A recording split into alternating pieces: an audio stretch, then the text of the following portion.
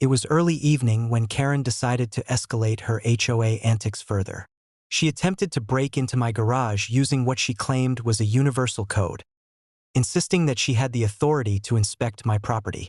What she didn't realize was that I was a trained security engineer and had designed the garage and its systems to detect and respond to unauthorized access attempts automatically.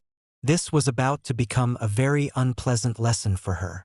I was reviewing the live camera feed when I noticed Karen approaching the garage door with a small group of HOA members. She was holding a device she believed could override the lock. "Karen," I said calmly over the PA system, "you are trespassing. Do not attempt to enter the garage.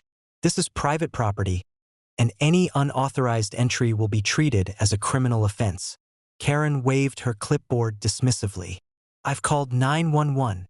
They'll make you let us in."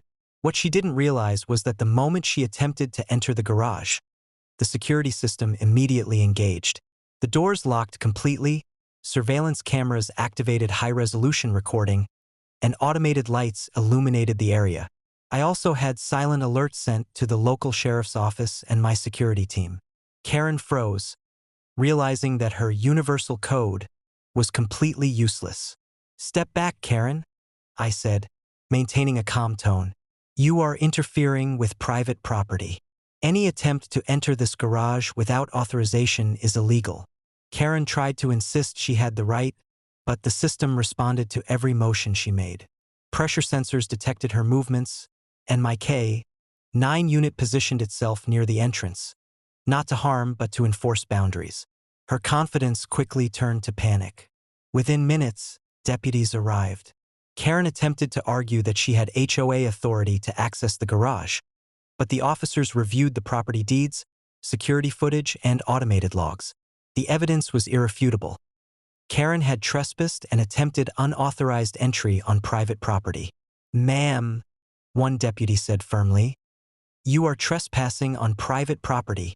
You have no authority here. Any further attempts to enter this garage will result in arrest." Karen's protests became frantic. She tried waving her clipboard, insisting that HOA rules gave her jurisdiction, but the deputies were unmoved. She was escorted off the property, humiliated and legally accountable for her actions. I used the opportunity to document the entire incident thoroughly. The HOA board was notified immediately, and Karen's privileges were permanently revoked. The security system had recorded every step of her trespassing, ensuring that she could never claim ignorance. The garage remained fully secure, my property intact, and the local sheriff confirmed that she could face criminal charges if she attempted to interfere again. Neighbors who had observed the situation were astonished. Karen had believed she could bypass my security measures and assert control over my property. Instead, she had triggered law enforcement intervention, faced public humiliation, and had her HOA authority permanently revoked.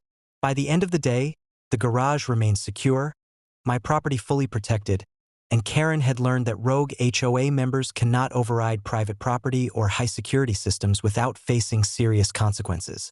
Karen had thought using a universal code to access my garage would assert HOA control. Instead, she triggered law enforcement, public embarrassment, and permanent revocation of HOA authority, all while my property and security systems remained fully operational. Karen broke into my garage or tried to. Instead, she faced arrest, public humiliation, and permanent loss of HOA privileges, proving once again that rogue HOA members cannot interfere with private property or advanced security systems without consequences.